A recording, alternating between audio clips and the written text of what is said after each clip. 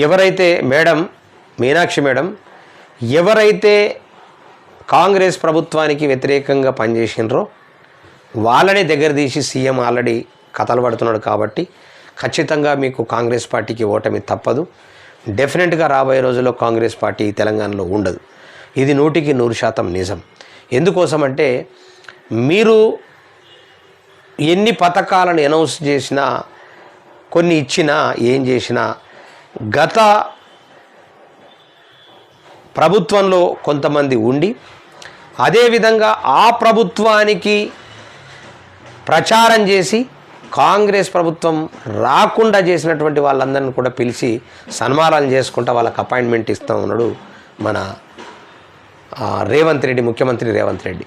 ముఖ్యంగా మీ మంత్రులు, కాంగ్రెస్ మంత్రులు, ముఖ్యమంత్రి రేవంత్ రెడ్డి తీరు ఏదైతే ఉందో అది సరైనటువంటి పద్ధతిలో లేదు కాబట్టే తెలంగాణ ప్రజల లోపల వ్యతిరేకత వచ్చింది. మీరు ఎన్ని కథలు పడ్డా, ఎంతమందికి మీరు మొట్టికాయలు పెట్టినా, ఎంతమంది మీరు మార్చాలనే ప్రయత్నం చేసినా మేము చెప్పే విధానం ప్రకారం కనుక మీరు పోకపోతే ఎట్టి పరిస్థితిలో కాంగ్రెస్ పార్టీ అస్తిత్వం కూడా ఉండకుండా పోతుంది, నామరూపం లేకుండా పోతుంది. ఇది వాస్తవం. ఈ వాస్తవాలను మీరు వినరు, కొన్ని ఛానళ్ళను చూడరు. యూట్యూబ్ ఛానళ్ళను చూడండి, దాంట్లో ఏం మాట్లాడుతున్నారు, ఏం అంటున్నారు, మనం ఏం చేస్తే బాగుంటుంది.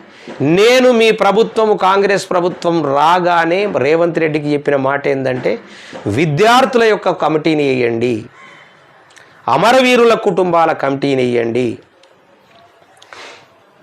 నిరుద్యోగుల యొక్క కమిటీని వేయండి, డాక్టర్ల కమిటీని వేయండి, లాయర్ల కమిటీని వేయండి, టీచర్ల కమిటీని వేయండి, కమిటీలను కళాకారుల కమిటీని వేయండి, సినిమా కమిటీని వేయండి. అది తెలంగాణలను, ఆంధ్ర ప్రాంతానికి సంబంధించినటువంటి వాళ్ళను కాదు, తెలంగాణ ప్రాంతానికి సంబంధించినటువంటి వాళ్ళను కమిటీలను వేసి చర్చించి దాన్ని ఏం చేస్తే బాగుంటుంది అనే కోణంలో ఆలోచించి ముందుకు పోతే డెఫినెట్గా కాంగ్రెస్ పార్టీ సక్సెస్ అయ్యేది. అట్టర్లీ ఫ్లాప్ అయింది, మామూలు ఫ్లాప్ కాదు. కేవలము ఈ తెలంగాణలో ఈ 5 ఏళ్ల పరిపాలనలో మీ మంత్రులు రేవంత్ రెడ్డి బాగుపడటానికి మాత్రమే కాంగ్రెస్ పార్టీ అధికారంలోకి వచ్చింది.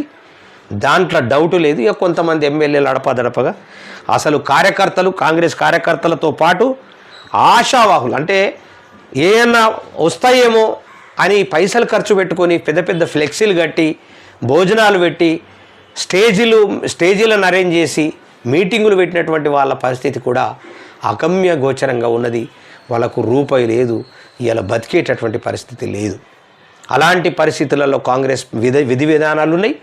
ఆ విధి విధానాలు కనుక మీరు మార్చుకోకపోతే ఖచ్చితంగా రాబోయే రోజులు కాదు, ఇప్పుడే ఆల్రెడీ స్టార్ట్ అయిపోయింది, కాంగ్రెస్ పార్టీకి తెలంగాణలో చోటు ఉండదు.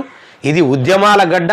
ఈ ఉద్యమాల గడ్డలో చోటు ఉండాలంటే సరి అయిన పద్ధతిలో పోకపోతే డెఫినెట్గా ఉద్యమాల గడ్డ తరిమి కొట్టేటటువంటి పరిస్థితి ఉంటుంది. ఇక రాబోయే రోజుల్లో మీ కాంగ్రెస్ పార్టీకి ఆనవాళ్ళు లేకుండా పోయేటటువంటి అవకాశం ఉన్నది.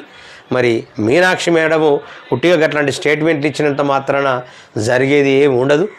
దాన్ని సీరియస్గా తీసుకొని ప్రజలు ఏమనుకుంటున్నారు, ఛానళ్ళు ఏమనుకుంటున్నాయి, సోషల్ మీడియా ఏమనుకుంటున్నది అనేటటువంటిది ఒక్కసారి దాన్ని పరీక్షించి దాన్ని ఒక్కసారి విని ట్రాన్స్లేషన్ చేసుకొని మరి ముఖ్యమంత్రిని, మంత్రులను కూర్చోబెట్టుకుని ఆ విధి విధానాల ప్రకారం పోయితేనే తప్ప మీరు ఉచితాలు మేము మహిళల్ని మన కోటీశ్వరులను చేస్తాం, 1 కోటి మందిని అనే ఉత్తుత్త మాటలు మాట్లాడుకుంటూ పోతే మరి వాళ్ళ నుంచి, మహిళల నుంచి కూడా వ్యతిరేకత వస్తే మీరు ఇంకా నామరూపం లేకుండా పోయేటటువంటి అవకాశం బలిష్టంగా లేకపోలేదు.